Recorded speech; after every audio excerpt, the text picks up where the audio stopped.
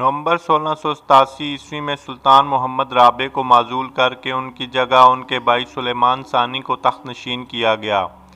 تخت نشینی کے بعد سلطان سلیمان نے آسٹریا کی ان فوجوں کو جو کہ عثمانی علاقوں کی طرف بڑھتی چلی آ رہی تھیں کو شکست سے دوچار کیا۔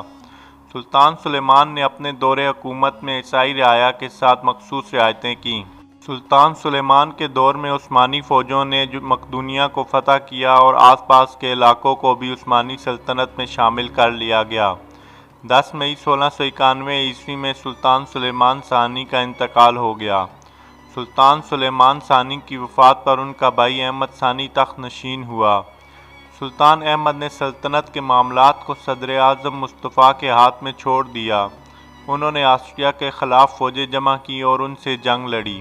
بحری جنگ میں عثمانیوں کو فتح حاصل ہوئی لیکن بری جنگ میں عثمانی فوج شکست کھا گئی، اور اس جنگ میں جب مصطفیٰ کو بریلی نے دیکھا کہ ترکوں کے قدم اکھڑ رہے ہیں تو وہ مردانہ وار تلوار نکالتے ہوئے میدان میں چلے گئے لیکن شہید ہو گئے۔ اس کے بعد 6 فروری 1695 میں 51 سال کی عمر میں سلطان احمد ثانی کا انتقال ہوا۔ ان کی وفات کے بعد معزول سلطان محمد رابع کا بیٹا شہزادہ مصطفیٰ تخت نشین ہوا۔ ان کے دور کا سب سے مشہور واقعہ صلح نامہ کارلسٹریٹ ہے، جس کی روح سے آسٹریا ہمیشہ کے لیے عثمانی سلطنت کے دائرہ اختیار سے نکل گیا۔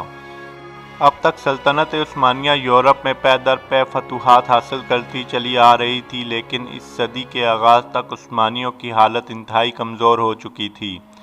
عثمانیوں کے لیے فتوحات تو دور بلکہ روس اور آسٹریا اس کے علاقوں پر حملے کر کے انہیں فتح کر رہے تھے۔ 13ویں صدی کے آغاز میں سلطان مصطفیٰ تخت عثمانیہ پر براجمان تھے۔ کے دور میں عثمانی فوجیں آسٹریا کے خلاف روانہ ہوئیں اور ابتدا میں انہیں تھوڑی بہت فتوحات حاصل ہوئیں، لیکن جلد ہی عثمانیوں کو زنتا اور عزف میں ذلت آمیز شکست کا سامنا کرنا پڑا، جبکہ زنتا میں عثمانی فوج کی بغاوت اور آپس میں بغض و عداوت کی بنا پر دشمن نے ان پر حملہ کر دیا اور دیکھتے ہی دیکھتے 26,000 عثمانی سپاہی مارے گئے۔ پے در پے شکستوں کے بعد سلطان مصطفیٰ نے اہل یورپ کے ساتھ ایک صلح کی جو کہ صلح نامہ کارلسٹریٹ کے نام سے جانی جاتی ہے۔ اس صلح کے تحت عزف روس کے قبضے میں چلا گیا اور روس کے ساتھ 30 سال کے لیے جنگ بندی کا معاہدہ بھی ہوا، جبکہ آئندہ کے لیے آسٹریا اور ہنگری نے عثمانی سلطان کو خراج دینا بند کر دیا۔ اس معاہدے کے بعد سلطان کے خلاف قسطنطنیہ میں ینیچری فوج نے شدید احتجاج کیا اور سلطان کو اردنا شہر سے قسطنطنیہ آنے کی اجازت نہ دی، بلکہ ینیچری باغیوں نے سلطان سے مفتی فیض اللہ افندی کی معزولی کا مطالبہ کر دیا۔ اس مطالبے نے جنوری 1603 میں بغاوت کی شکل اختیار کر لی، لیکن سلطان نے قسطنطنیہ پہنچنے تک معزولی کا فیصلہ ملتوی کر دیا، جس پر ینیچری سلطان کے خلاف ہو گئی۔ اس پر سلطان مصطفیٰ کو 1115 بمطابق 15 اگست 1703 کو معزول کر دیا گیا۔ پھر باغیوں نے معزول سلطان کے بھائی احمد ثالث کو تخت پر بٹھا دیا۔ سلطان احمد ثالث کی تخت نشینی ینیچری کی بغاوت کا نتیجہ تھی، اس لیے ینیچری نے پہلا مطالبہ مفتی اعظم فیض اللہ افندی کے قتل کا کیا اور مجبور ہو کر سلطان کو فیض اللہ افندی کے قتل کے احکامات جاری کرنا پڑے۔ سلطان احمد ثالث نے انگلینڈ، فرانس اور سویڈن کے بادشاہ چارلس سے اچھے تعلقات قائم کیے۔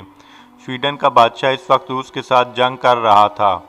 1709 میں پلٹوا کے مقام پر شکست ہوئی اور چارلس بھاگ کر سلطنت عثمانیہ چلا گیا، جہاں سلطان احمد نے اس کا شاندار استقبال کیا، لیکن اس کی خواہش پر سلطان نے روس سے جنگ کرنے سے انکار کر دیا، کیونکہ روس اور سلطان کے درمیان 30 سالہ جنگ بندی کا معاہدہ تھا۔ لیکن روس اس معاہدے پر قائم نہ رہا، اس نے جنگی تیاریاں شروع کی اور اپنی فوج کے ساتھ نکل پڑا۔ روس سے فارغ ہونے کے بعد سلطان احمد نے وینس کے خلاف دسمبر 1714 میں جنگ کا آغاز کیا۔ یہ علاقہ گزشتہ معاہدے کے تحت وینس کو دے دیا گیا تھا۔ اس وقت عثمانی سلطنت انتہائی کمزور تھی، لیکن اب عثمانیوں کی طاقت قدرے بہتر تھی، چنانچہ صدر اعظم علی پاشا نے 1715 میں 101 دنوں کی جنگ کے بعد تمام موریہ پر قبضہ کر کے اسے عثمانی سلطنت میں شامل کر دیا، لیکن عثمانیوں کی یہ فتح آسٹریا کو ہضم نہ ہوئی اور اس نے وینس سے اتحاد کر کے عثمانیوں کے خلاف جنگ کا اعلان کر دیا۔ گزشتہ شکستوں کے باوجود عثمانیوں نے 1.5 لاکھ فوج کے ساتھ آسٹریا سے جنگ لڑی۔ ابتدا میں انہیں کامیابی حاصل ہوئی، لیکن شہزادہ یوجین کے تازہ دم دستوں کے حملوں سے عثمانیوں کو شکست سے دوچار ہونا پڑا۔ پھر دوسرے سال 1717 عیسوی میں صدر اعظم خلیل پاشا کی سرکردگی میں آسٹریا روانہ ہوئی۔ اب کی بار پھر عثمانی اپنی کثیر تعداد کے ہوتے ہوئے شکست کھا گئے۔ اس شکست کے بعد عثمانیوں اور اہل آسٹریا کے درمیان ایک معاہدہ ہوا جو کہ معاہدہ پسارویچ تھا۔ یہ معاہدہ سراسر آسٹریا کے حق میں تھا اور عثمانی سلطان اس کے حق میں نہیں تھے، لیکن آخر میں سلطان اس پر راضی ہو گئے اور سربیا کے ایک چھوٹے سے گاؤں کے پسارویچ میں 21 جولائی 1718 عیسوی کو یہ معاہدہ ہوا۔ اس معاہدے کے بعد بہت سے علاقے عثمانیوں سے آسٹریا کے پاس چلے گئے۔ اسی دوران ایران میں شاہ عباس صفوی کے انتقال پر صفوی سلطنت کا زوال شروع ہوا، لیکن جس پر روس اور عثمانیوں نے صفوی سلطنت کو آپس میں تقسیم کر لیا، لیکن جو علاقے عثمانیوں کے حصے میں آئے وہاں سے بغاوتیں ہونے لگیں اور عثمانی فوج انہیں بغاوتوں کو کچلنے میں ناکام رہی۔ جب یہ خبر قسطنطنیہ پہنچی تو ینیچری نے بغاوت کر دی۔ سلطان نے فوج کو اعتماد میں لینا چاہا، لیکن ینیچری کی بغاوت طول پکڑ گئی اور آخر سلطان کو مجبور ہو کر اپنے بھتیجے محمود اول کے حق میں تخت سے دستبردار ہونا پڑا۔